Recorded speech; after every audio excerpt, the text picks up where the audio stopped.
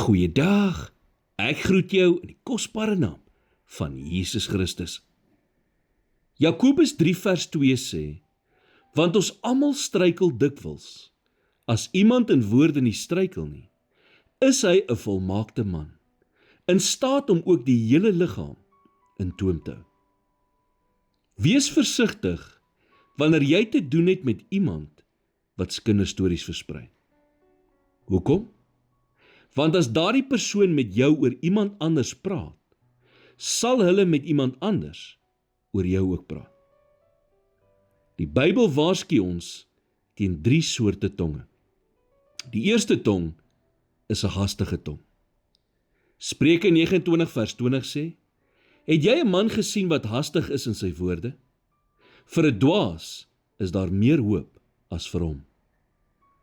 Wanneer 'n mens die tyd neem om eers die feite te kry voordat jy iets sê, sal die meeste van die tyd of niks sê nie, of iets anders sê.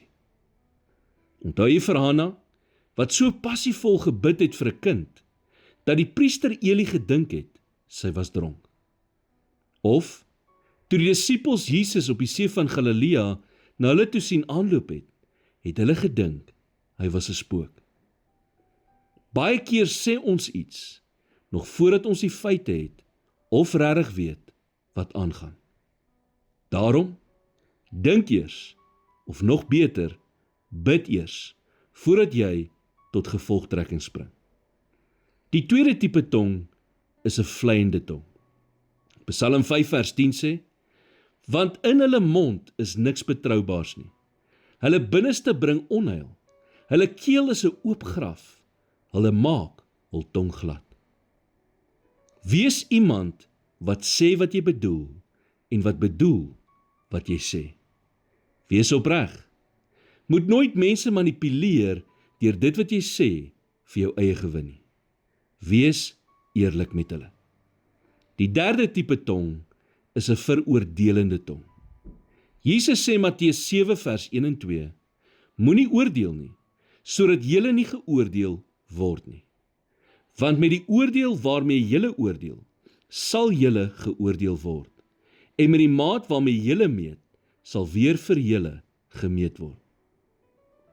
Wees versigtig voor jy oordeel.